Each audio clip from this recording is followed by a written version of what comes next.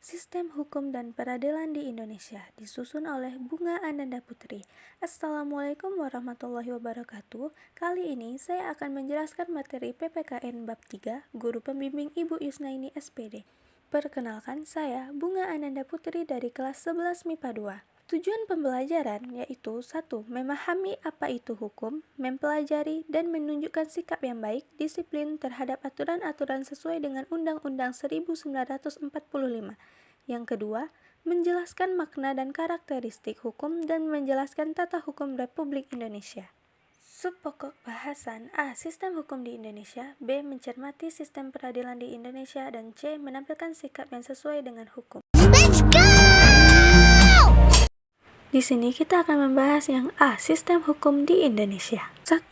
Makna hukum. Pasal 1 ayat 3 yaitu negara Indonesia adalah negara hukum.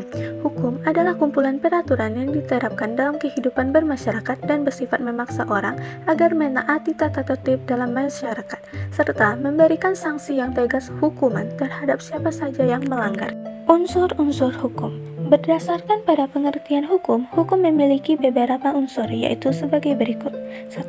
Peraturan mengenai tingkah laku manusia dalam masyarakat.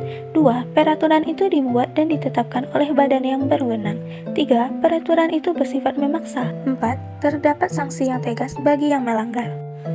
2. Penggolongan hukum terbagi menjadi 6 golongan. Yang pertama, berdasarkan bentuknya. Ada hukum tertulis, contohnya UUD 1945, PP. Hukum tidak tertulis, contohnya kebiasaan. Yang kedua, berdasarkan wilayah berlakunya. Hukum lokal, contohnya peraturan daerah. Hukum nasional, contohnya UUD 1945. Hukum internasional, contohnya Statuta Roma. Yang ketiga, berdasarkan fungsinya. Hukum material, contohnya hukum pidana. Hukum formal, contohnya hukum acara pidana. Yang keempat, berdasarkan waktu berlakunya. Hukum positif, contohnya UUD 1945 yang berlaku sekarang ini. Hukum yang berlaku pada masa datang, contohnya Undang-Undang tentang Pembuangan Limbah. Hukum antar waktu, contohnya pasal aturan peralihan UUD sebelum amandemen.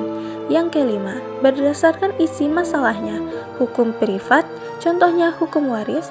Hukum publik, contohnya hukum tata negara. Dan yang terakhir, yang keenam, berdasarkan sifatnya.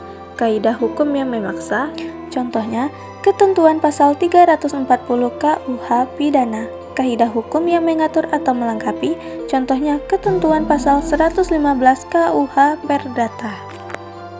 3. Tujuan hukum. Tujuan ditetapkan hukum bagi suatu negara adalah untuk menegakkan kebenaran dan keadilan, mencegah tindakan sewenang-wenang, melindungi hak asasi manusia, serta menciptakan suasana yang tertib, tentram, dan aman. Teori tujuan hukum yaitu sebagai berikut. A. Teori etis. Berdasarkan etika, menurut teori ini tujuan hukum adalah mencapai keadilan. B. Teori utilitas, memberikan faedah sebanyak-banyaknya bagi masyarakat dengan memberikan kebahagiaan. C. Campuran dari teori etis dan utilitas, yaitu bertujuan menjaga ketertiban dan mencapai keadilan dalam masyarakat. 4. Sumber hukum. Sumber hukum merupakan segala hal yang menimbulkan aturan dan mempunyai kekuatan memaksa. Dibedakan menjadi dua, yaitu 1. Sumber hukum material, bersumber pada nilai keagamaan dan kesusilaan, kehendak Tuhan, akal budi, serta jiwa bangsa. 2. Sumber hukum formal, bersumber pada undang-undang, kebiasaan, jurisprudensi, traktat, doktrin. 5. Tata hukum Indonesia.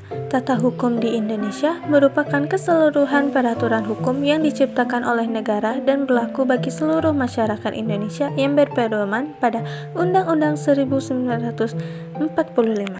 Kesimpulan, hukum merupakan peraturan di negara yang bersifat mengikat dan memaksa setiap warga negara untuk menaatinya yang tidak akan dapat berjalan dengan salah satu unsurnya yang tidak terpenuhi.